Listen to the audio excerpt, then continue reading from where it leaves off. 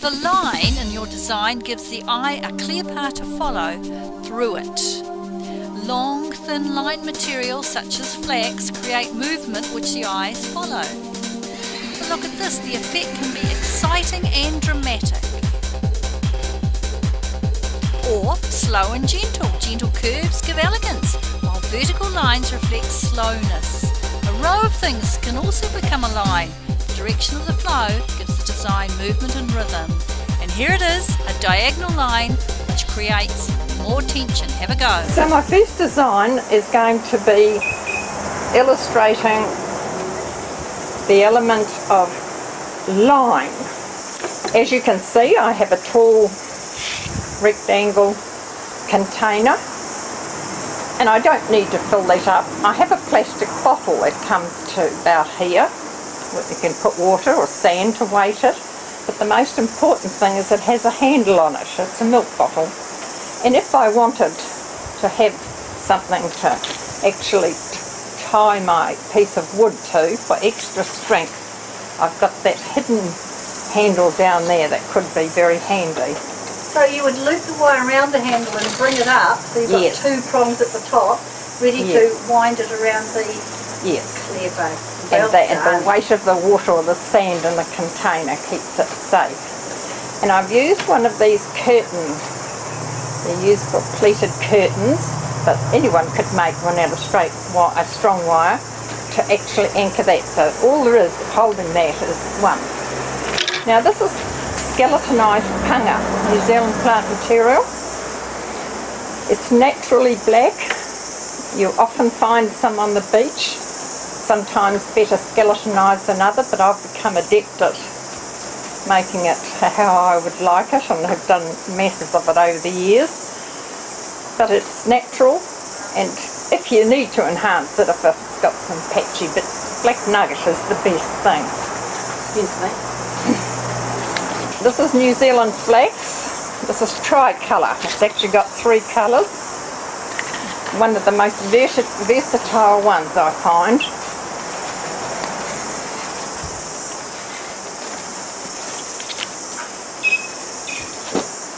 I've got to split that. Never mind. Now the best thing about wood, or panga, and some other things, it has natural hold. Always make use of those if you can. Why wire something up if you've got a natural hold to hold it?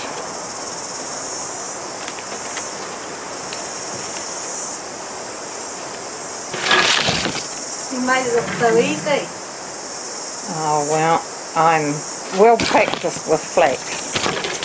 Formium is its botanical name, and tricolour, oh look at that one, there's a blemish on it.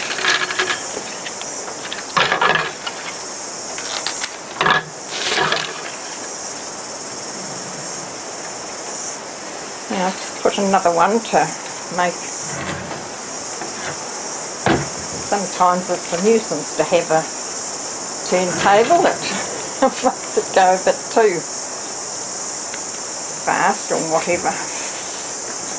One thing about flax, if you put it in and you're trying to roll it or angle it in some way, quite often if you get this end where you want it,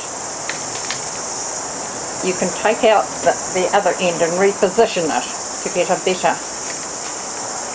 flow.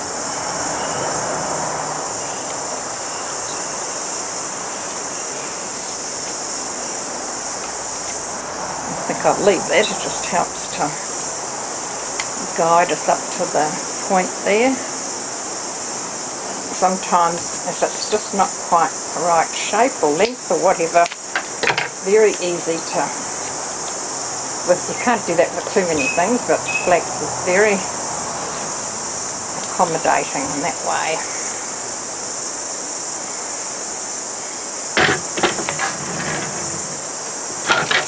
Now I won't put much more of that in, I'll just put a wee bit.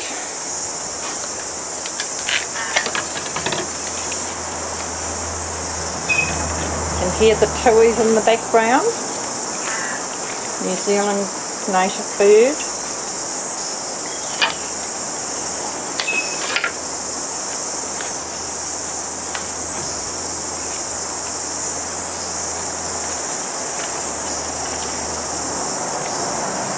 What are you thinking as far as making where you're going to put it, Benny? As you position it? Well, one thing I don't do is practice, which is sometimes not such a good idea, of course. But I think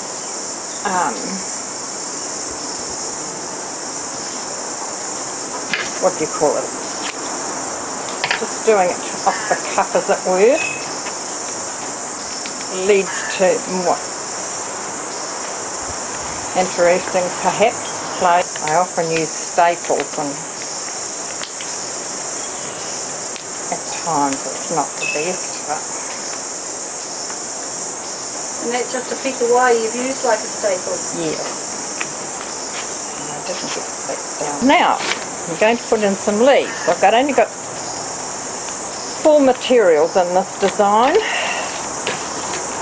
These are Fat's Hedera, which is a very easy plant to grow. It's a cross between ivy, which is the Hedera, and Fatsia aralia.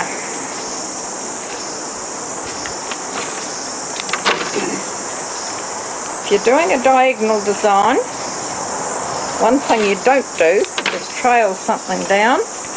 You try and have everything as much as possible going on the diagonal line.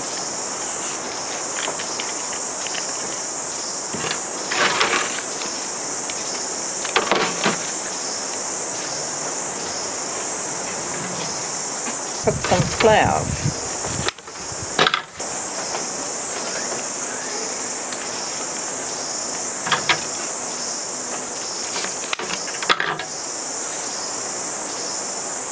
I have the panga is obviously holy, as in it's not a solid form.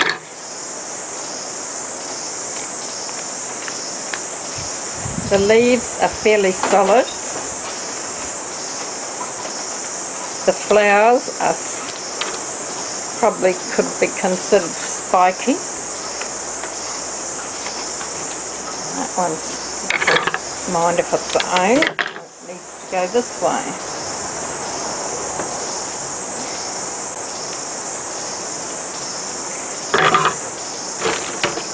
One or two more, and we'll be there.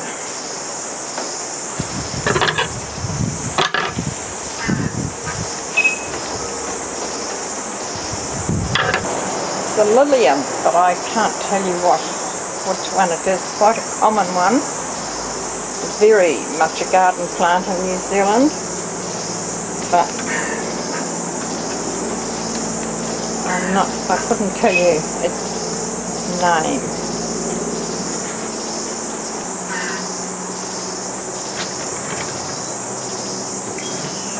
Now I think I'll leave it at that. Just put one at the back.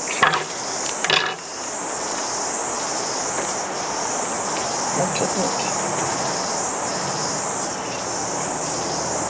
Well, its diagonal line, probably the simplest form to do, the easiest to illustrate. It's what sets the outward shape of our design. And if we ask for a line design, or for whatever reason we're doing a line design, so we're doing our design, an interesting design, but we're enhancing our line. We're not taking over and making a big posy. In fact, that's probably the maximum I would go. with height and so forth. So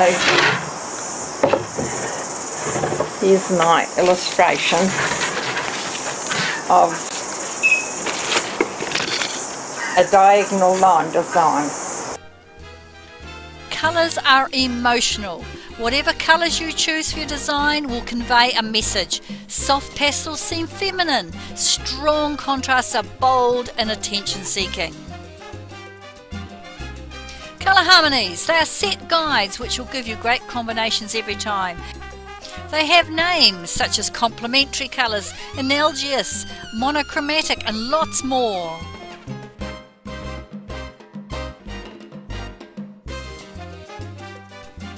Use ideas from nature to get more combinations. Use the same proportions as you'll find in a single flower and you won't go wrong. Nature is your best teacher.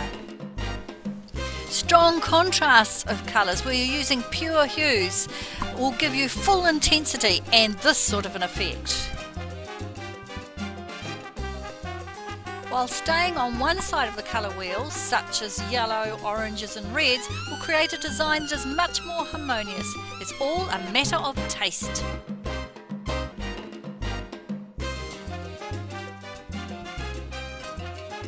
These are two dried bangalow sprays. I have bangalows several in my garden, and these are quite smallish. They can get monstrous with an older tree. Now I have wired only where I had to, the two sprays together. I only had the two left. I had a clean out one, which is a good thing to do now and again when you've had a lot of things for a long time. And I've wired on two small cages. These are made in New Zealand. I don't know whether I have them elsewhere.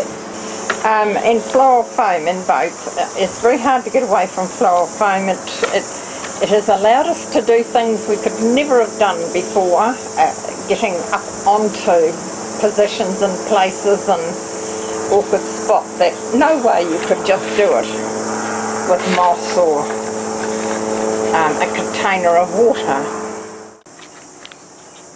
Now,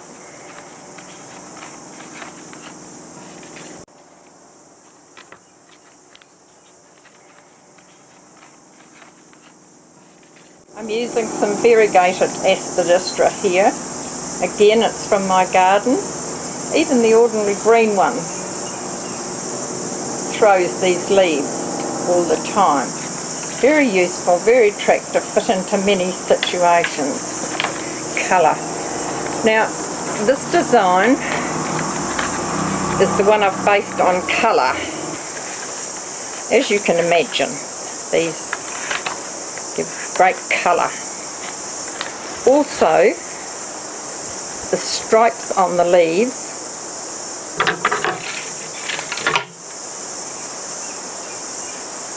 help give us our movement. And obviously this is a horizontal type, not a true horizontal type design. So I don't want to go up all over the place.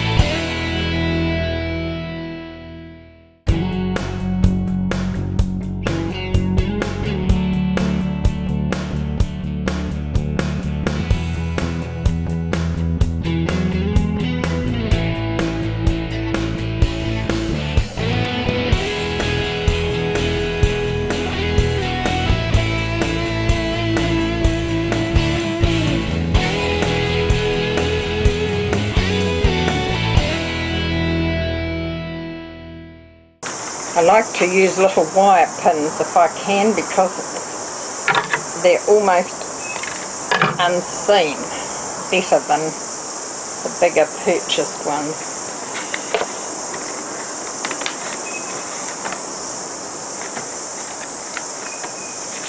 One more.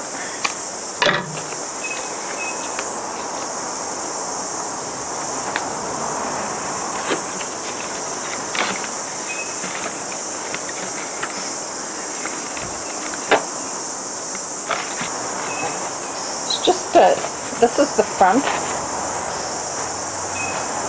I'm just doing some to enhance the line, strengthen the line where we're going, and to encase my cage a little. Now, you see some of these have got drops in. Good one. Beautiful big Jubras.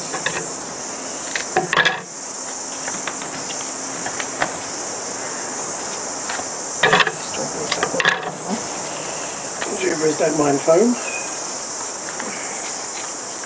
Well, I don't know that they actually... Well, it depends. I notice that they're growing much better ones now. These very thick stemmed ones are wonderful. Two of them. Huge, aren't they?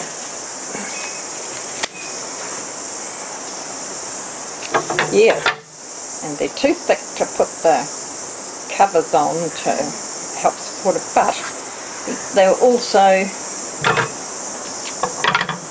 very good lasting. The only thing is when you buy them you don't know how long they've been around.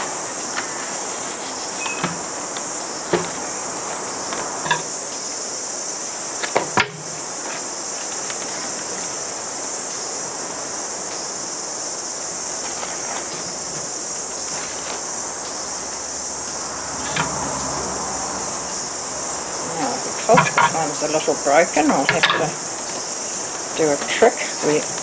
Most of my, or at least all of my designs today will be viewed from one side. Just look at the thickness of that stem. It can even be a problem to get in.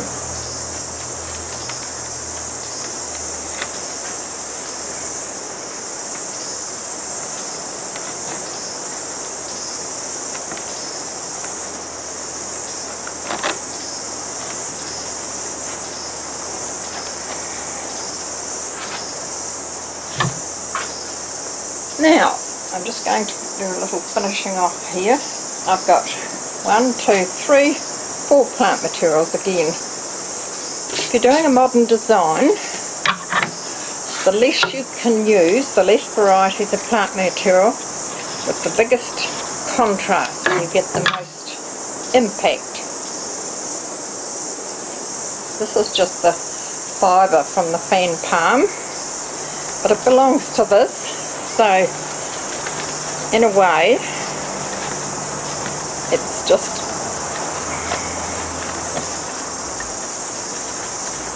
part of and parcel of what I'm using, so it fits in, as it were. One more piece to put in and we'll be there. Barely need it actually, but it helps to disguise this flower with the missing petals. I shouldn't be telling you that, should I? An umbrella effect. Just gives a little height to this design. It takes off the flatness of being a true horizontal.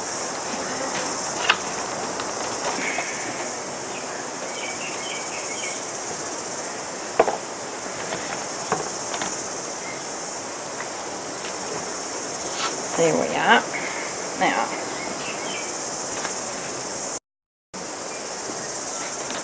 so there's my presentation of and I've used colour. Now, orange, as you will know, is brown is orange. So that's why I have used the brown and orange together.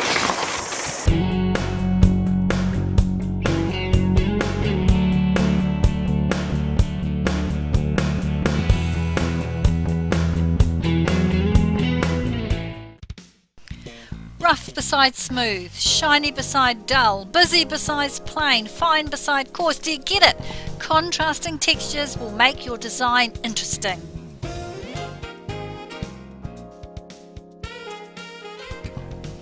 If a surface is shiny or smooth, you will look at it and pass on quickly, but add a bit of rough or a dull surface beside it and the eye stops. your design has become more dynamic. Even if you only use 2 or 3 forms, if their textures contrast, it will work. Extreme contrast of texture and form, in this case, can be very expressive and produce a strong design. And you don't even need to vary the colour if you have got fantastic texture. This design is going to be all green in a pot, of course, and I'm going to concentrate on textures and what it does, putting certain textures next to one another.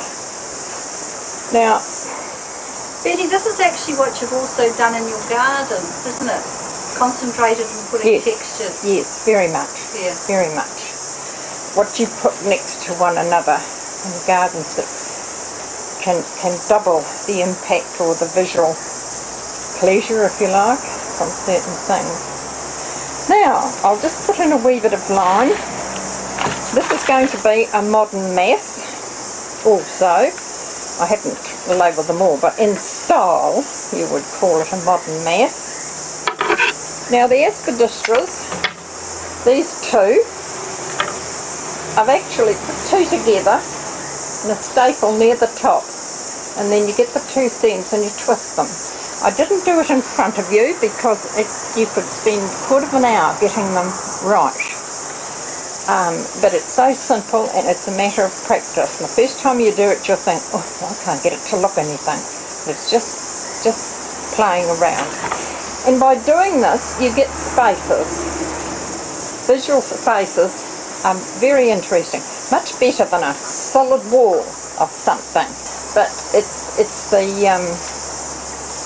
spaces that give it, lighten it in one way, but give it interest and weight in another.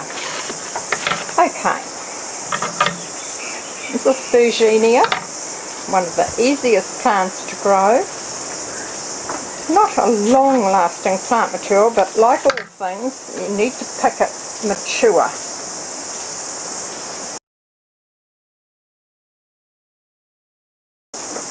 What have I got in the bottom? Some old Oasis to about halfway, and a big pin holder. I can't wire it onto my pot or anchor it, so then I cut my floral foam to shape, and it goes down over the pin holder, which acts as a weight. And it's also a good idea to put some skewers crosswise when you've got pieces to join them together. I haven't today because it's fairly tight in there. I've just laid a little piece of very fine netting over the top. Now the netting isn't to hold your floral foam together, it's to support your plant material, support the weight of your stems.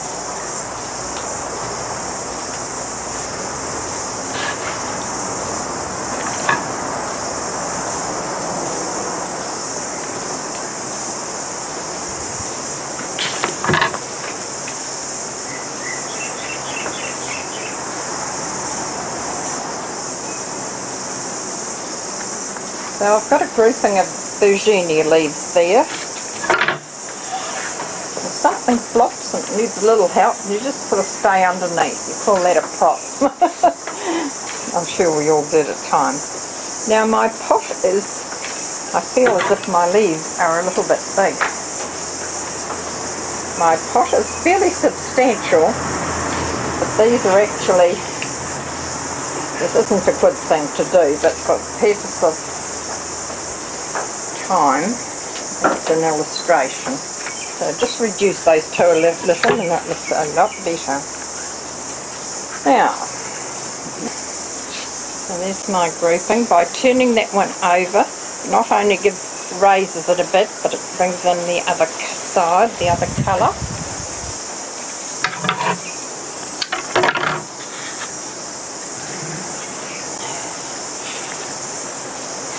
So I'll just carry this line material down. Right, so I'm just getting some some organisation to my leaves there. It was just a little wobbly there, but it'll come right.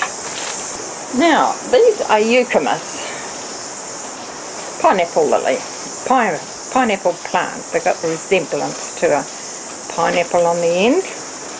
Getting to the end of their season, but they do have some nice, interesting movement.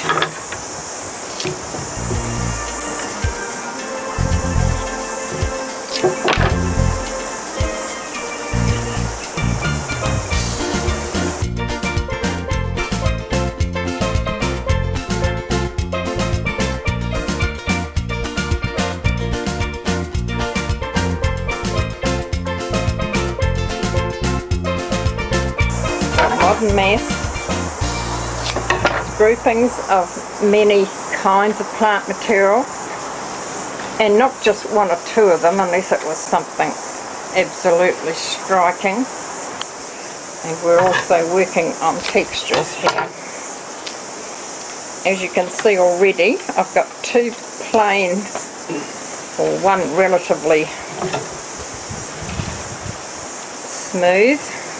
Look at the visual change straight off. Now, this is a hydrangea. It was a white one, and of course they're all going off at this time of the year.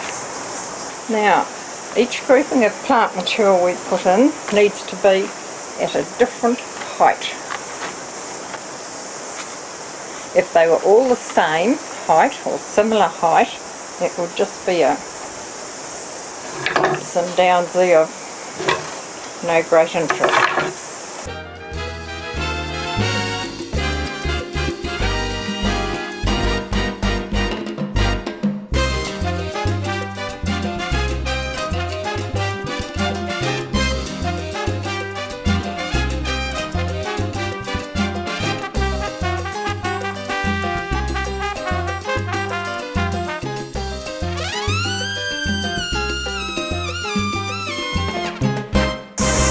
Now, this is another philodendron, Philodendron Xanadu. In a very warm garden, they make a lovely evergreen plant. Very good for picking and keep for a very long time. So, very good, useful for lots of things. You don't always have to use leaves the way they grow. Either sometimes they've got a very interesting back on them, reverse side, or as in the likes of these, they've got just that bend that are very nice to stand upwards like this.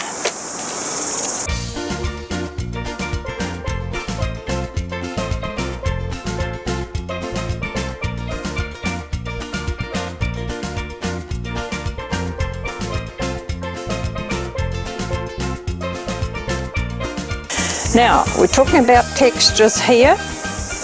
If we look at this, we've got relatively smooth and a little bit of shine. Not quite so smooth, but very veined. We've got very rough texture in these flowers. Here we have relatively smooth leaf, but it's got a very interesting shape.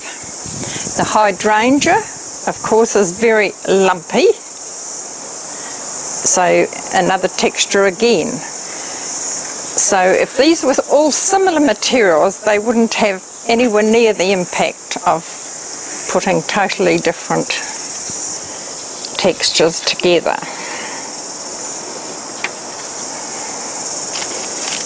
Though it's a massive groupings, we still don't really want it to absolutely be tightly packed together. I have Caprosma here, another New Zealand plant. Beautiful garden plants. They've got high natural shine, and there's many variations from green through yellows, combination of green and yellows, And this one sort of throws off for sport. This is Silver Queen. They won't take frost, so they do better in the warmer regions.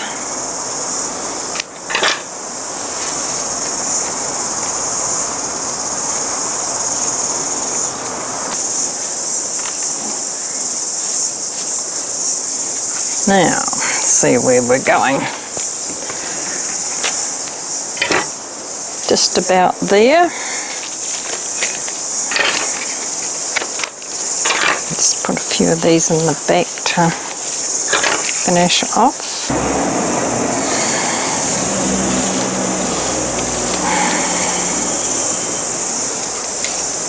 This is an Andina. It's interesting at all times of the year. Beautiful in the colder regions where they have frosts. It's a brilliant reed in the winter, but it goes through several stages over the year. It's useful at any time.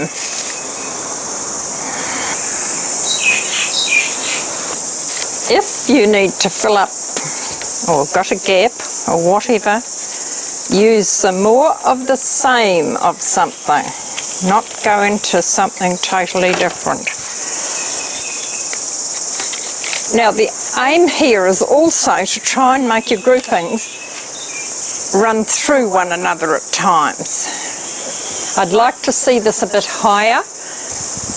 There's just one other thing I'd like to do. I've stripped some plain green flax. Now I could use it in a roll like that over it, or I could leave it to go loose.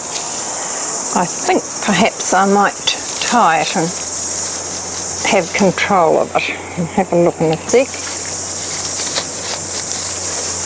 It just gives that softening bit. I'm very fond of flax, New Zealand Formium. So what I'll do is just wire it to a little stick. I just stripped it with my fingernail. You can strip it with a pin holder, but I find it makes it very fluffy, which is attractive for a short while, and it goes off very quick.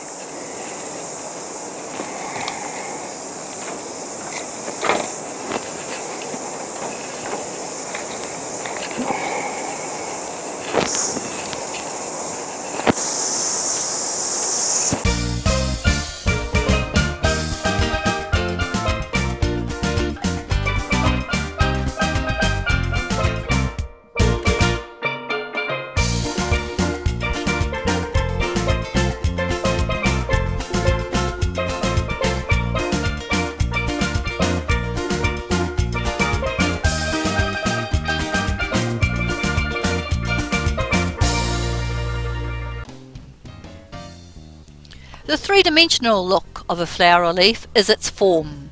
When you contrast forms in a design, it's more interesting.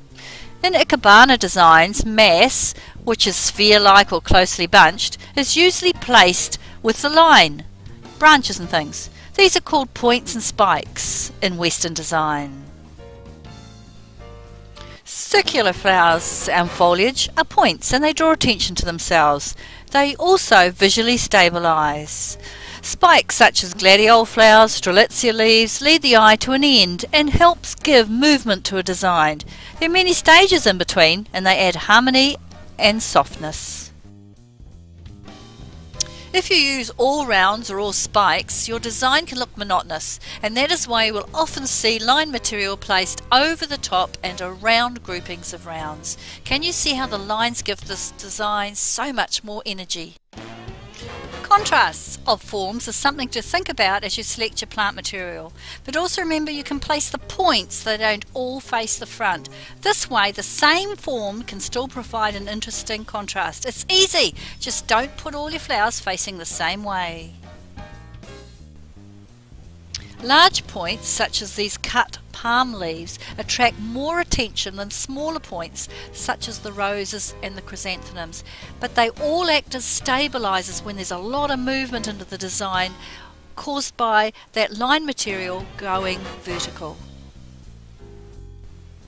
Clear-edged bold forms such as these anthuriums, capsicums, aralias, strelitzia leaves and rolled leaves make crisp, clean, formal linear designs. So have a go with Betty. Just do a wee recap. All the elements come into every design we do. Even if we have a design that only has 3 materials, but they don't all have to be in everything. So for today's purposes, I'm just trying to concentrate on a few of them. Now this design, I've had this red plate for a while and I'm very fond of it. It's actually made of bamboo. It's very light. But forms is what it's all about. So I will try and illustrate the forms where I can. Mechanics. A piece of Oasis, and because it's a shiny bowl, I have it sitting on a heavy piece of fabric just so it doesn't scratch the netting. And then the floral foam inside. The biggest thing with people starting floral work, they have far too big a piece of floral foam and they just don't know what to do with it when they get to a certain point because they can see half of it. It's learning what's enough and not too much, and not just stuffing it or covering with something for the sake of it. Right, so that's why I've got a long piece to get out a bit. Generally speaking, this type of design is done in an elongated container, but I'm going to try and be a bit different today. Now I've got small netting, so that gives more support. These are strelitzia leaves, they grow well here. I've chosen small ones. Most of my things are quite big. Mainly because I look after them and feed them too well. That's what's happening to me too. Now, foxtail asparagus. It's absolutely lovely for its colour. Usually we can get some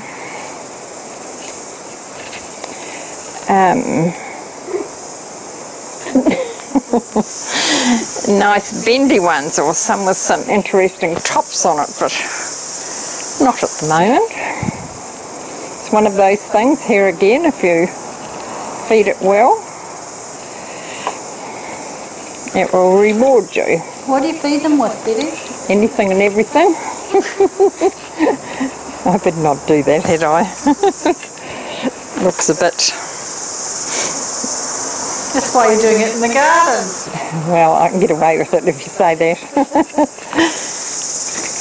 I might put a smaller one.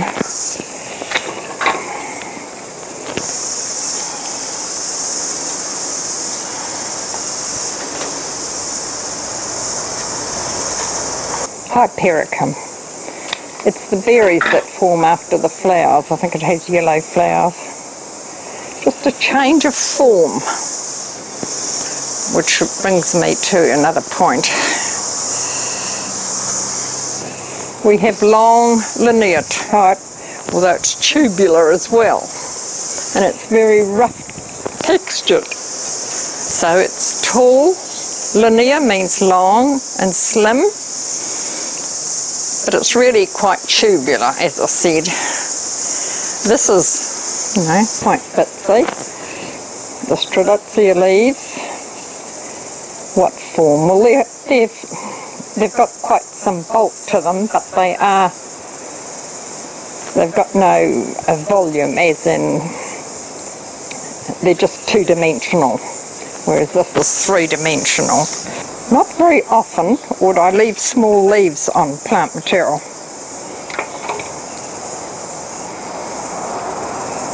But I fear if I took all the leaves off this, it'd be very sparse, especially against the other materials I'm using.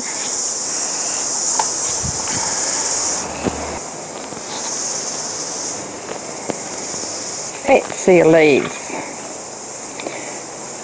Now we've been talking about textures and things. Contrast, though it's not in the elements, is one of the biggest things. Contrast in form, and texture and colour, everything. So even when I'm doing this, I'm thinking, what will I put next to that?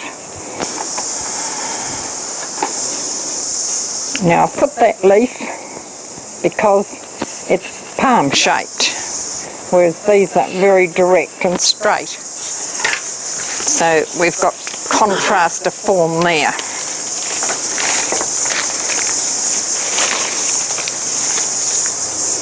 Often we trim them, and I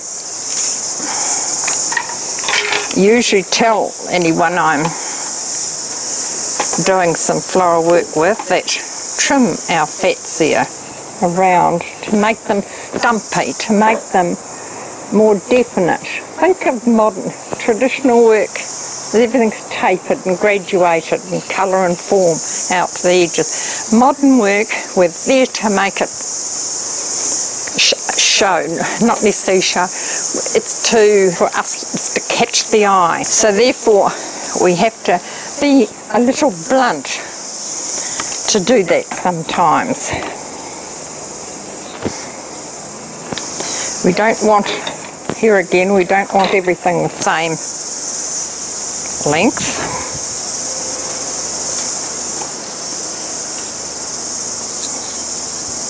This is a prop, just like when you're working in the theatre. You have plenty of props. I've done a wee bit, so it's just a little stalk that you pop in there to help it? Yes, it's only small netting. Sometimes you can even take it out afterwards because something else will support it. But you could also wire it to that prop, couldn't you? Yeah. Now you'll see I've got two much the same length. I've got a grouping here. I could even put another leaf, I think, on the side there to bulk it up. Whoops, shouldn't bang my scissors.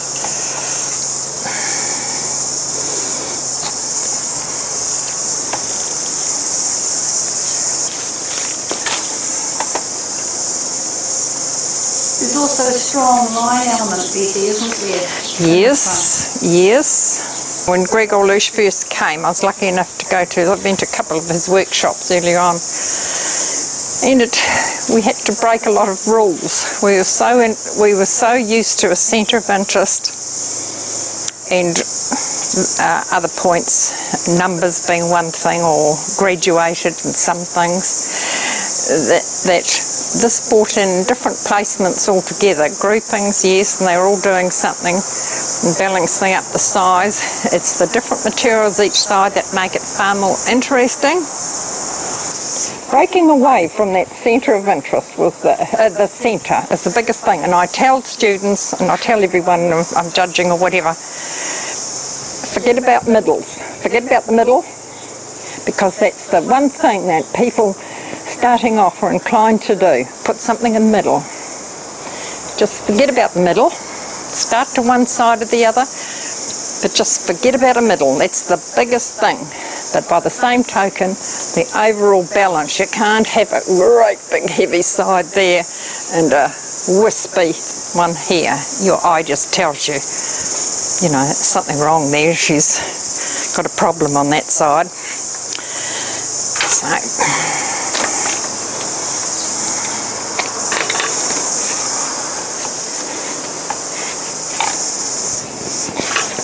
right, now I've got to think of some different heights. Blue hydrangea.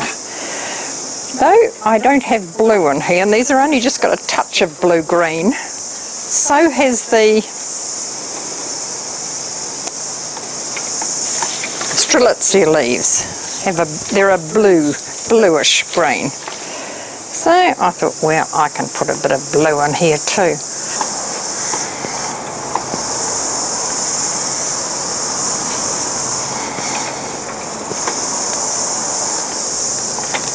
Now I didn't put it on the other side because it's this texture is too similar.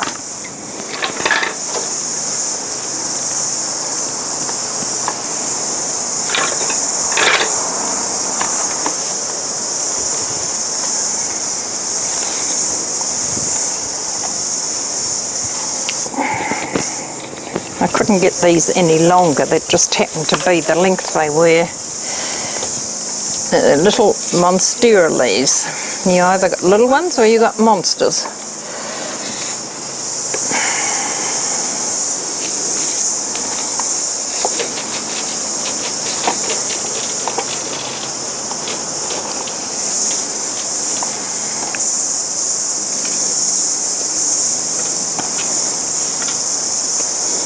Now if you're putting sticks into something, one will just be a wobbly. It'll do a wobbly. So you need at least two. I've just popped 2 succulents in there. Good base material. I'd just like a little red on this other side, and it really does need some more red. But not as much.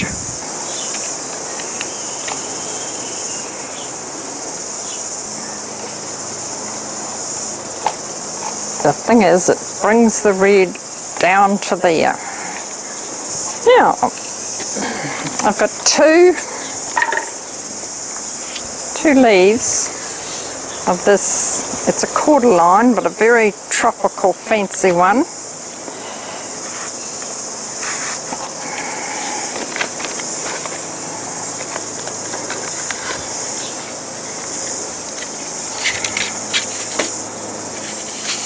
Some people would be horrified at my rusty pins. They work. Well, they've got more gripping power and they're less noticeable. So why not use them? And it's recycling. Well, it's one of the things that I usually do keep. I just need to put something green in the middle there now.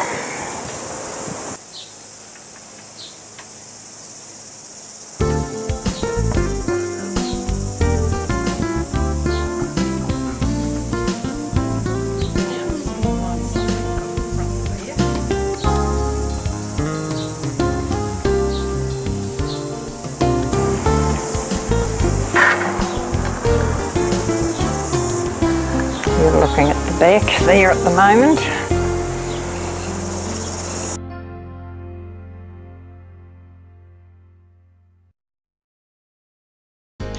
Using the same plant material the same way several times makes a pattern. By doing this, patterning can be used to create lines within a larger design, and it gives it wonderful movement and energy. Being aware of the light and shadows will make the edges of interacting patterns even more interesting. And because you don't want your completed pattern to look like a blob all around the edges, consider its silhouette carefully when you're finished. And finally, contrast the form, the texture or the colour of each area with the one beside it, and this will accentuate your pattern.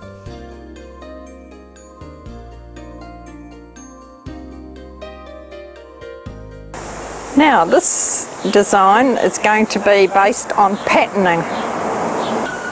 When we do a design, doesn't matter what it is, our container is part of our design, or our base, or whatever we use, and we need to repeat the look or the feel or the texture or whatever it is of our container. In this case it's all vine going here, there and everywhere. It's natural vine.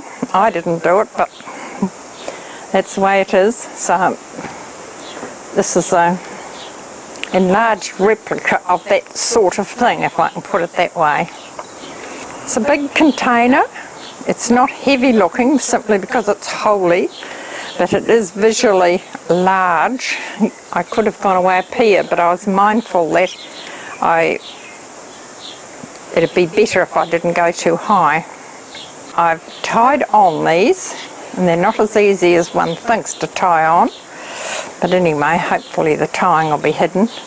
And I have a cage wired in there, a small cage, a little bit of fibre to hide it a bit on the end where I know probably nothing will be poking into it. The fibre is obviously plant material, but in this instance it wouldn't count as another plant material because it'll be probably unseen.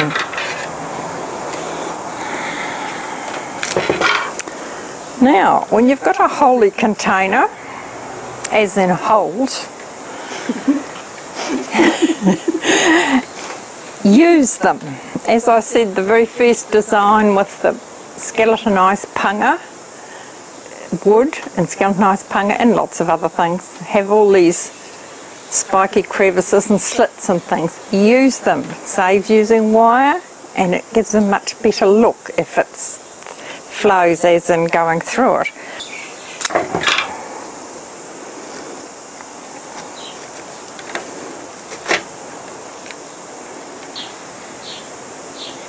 It helps to, by doing that, it helps to meld your container or plant material, whatever else you're using, everything intertwined or overlapping gently is much nicer than a harsh definition all coming from one spot.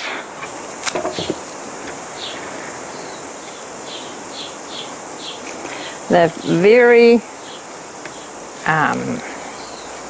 harsh to look at sometimes, the likes of sunflowers and some other flowers.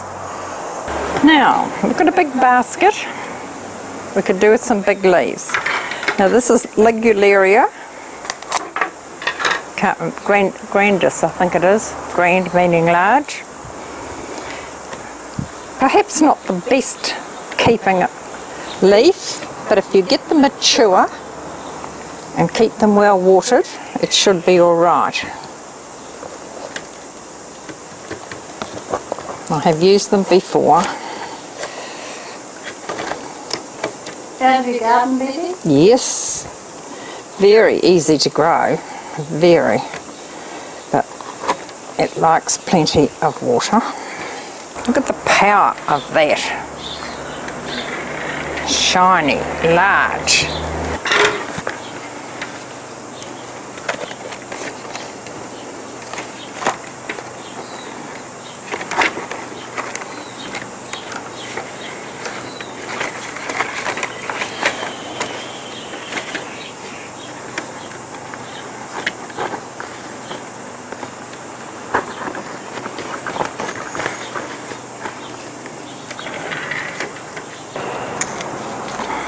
I'm very fond of our native phormiums. I have probably at least a dozen in my garden. They don't get overrun because they get picked so much. But I do a little bit of weaving. I'm well known for using our flax.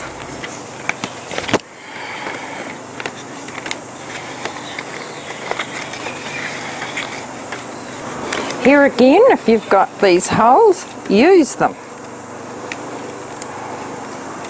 I'm going to attempt to thread this through.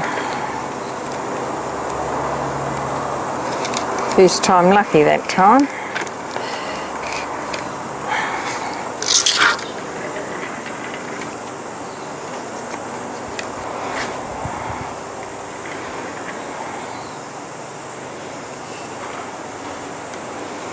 I feel it needs that other sunflower. There's a lot of power in that green.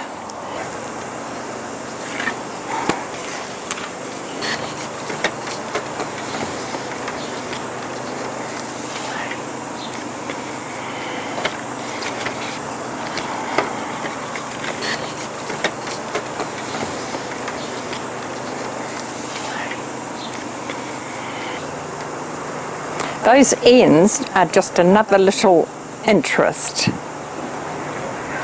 because I think it adds to it.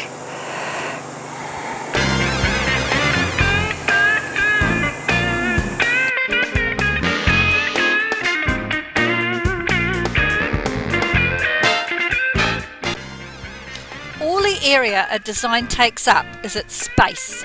It is positive, which is the solid parts, and it is negative, which are the voids, the gaps, the airy spaces in between. Both are equally important as you place your plant material. Space. It can be boundless as it is, and have no end in a design if your line materials don't touch at the end, making a design lighter and bigger. Adding points to the ends makes a design appear heavier. Utilising the area around a container changes the negative space and balance. Put your hands up onto the screen and hide those floating pieces at the bottom, and you will see it's completely changed the design's look. These flax blades curve back and enclose space completely. This also adds weight, but not as much as the solid mass you can see in the middle. The more space is enclosed, the more visual weight it adds to your design, and this you've got to be aware of when you're designing and thinking space. And now combine them all: space, line, form, texture, colour and pattern with this last design. Space. Now, there's no end of space in this. Now, this is a Bangalow palm seed head. When all the berries are gone, it's dried up, and a few months later it will actually shrivel up all black and drop off the tree. So, you know, it has several of these each year. Some of them are nicer than others. It depends how much wind at the time, how the flowers, whether they get tangled up in something or whether they all get blown one way or whatever. That's what creates the shape. I could lift that off.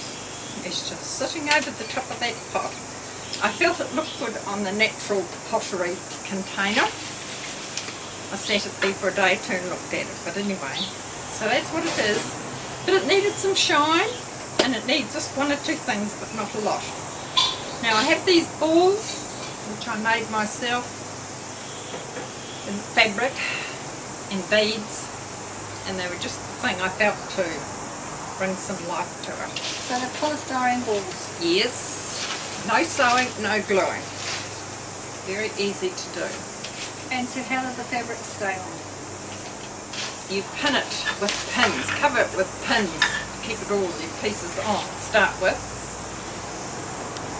pins with heads on is best.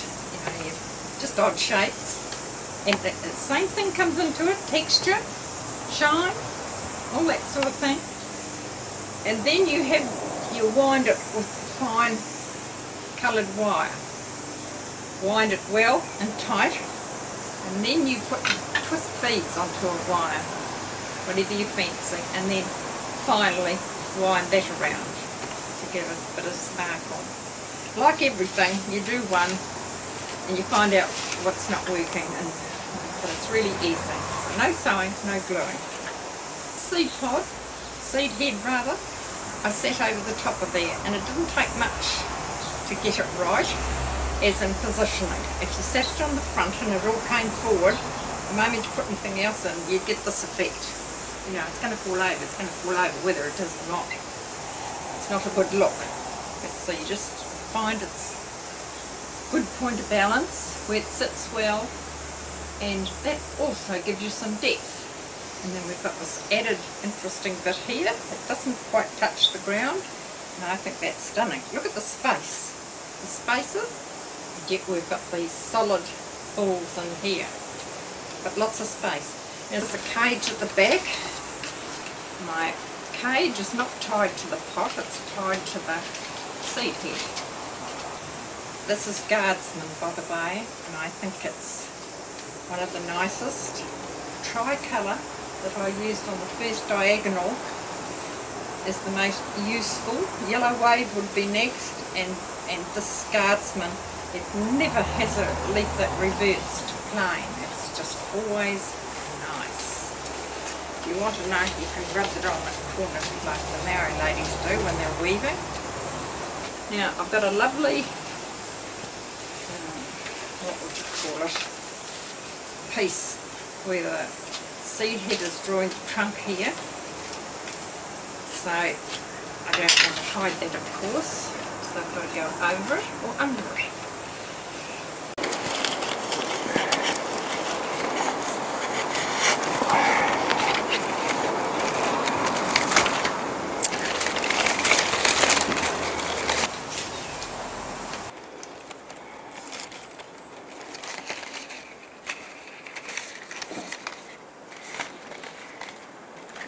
I'm very fond of flax, either as a garden subject or floral art or any art medium.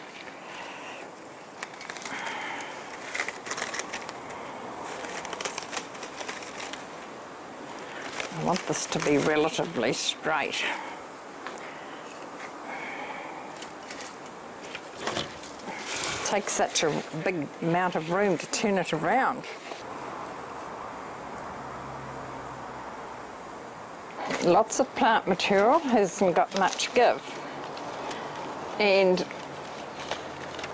sometimes if you don't go with it, go with the flow of how it wants to be, you're fighting a losing battle.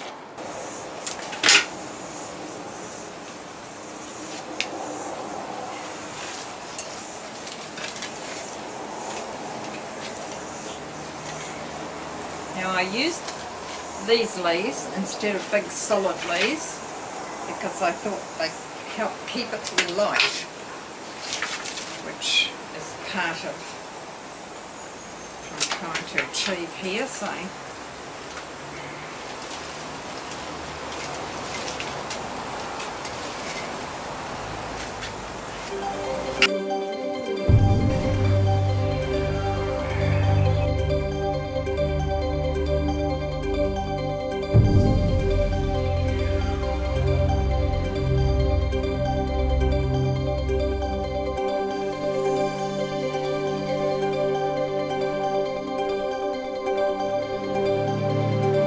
So I always use my flax inside out. It rolls and bends far better. It's not the best thing to be stapling. We can use wire, but in this times important, why not use a stapler?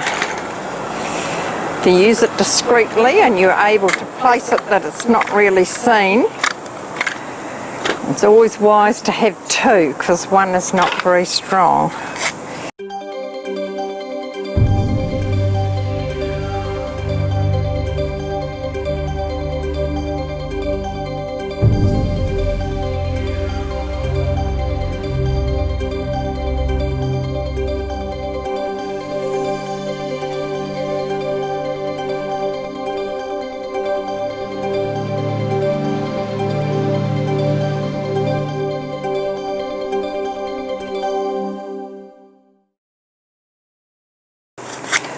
Now remember, I roll my flax up inside out. I oil it, lightly oil it. It gives it a sheen. Quite often the colour is much nicer. Often the colour on the outside, inside that you roll outside, is much nicer. What do you oil it with? Obviously oil, but any particular sort of oil? CO polishing oil. It's probably what I had the first time I ever did one, and I've used it ever since. Which is used for polishing furniture? Look, vegetable oil will do, olive oil will do. The only thing is olive oil is very greasy, very, very greasy. But even milk, I've never used milk, but they say milk's all right.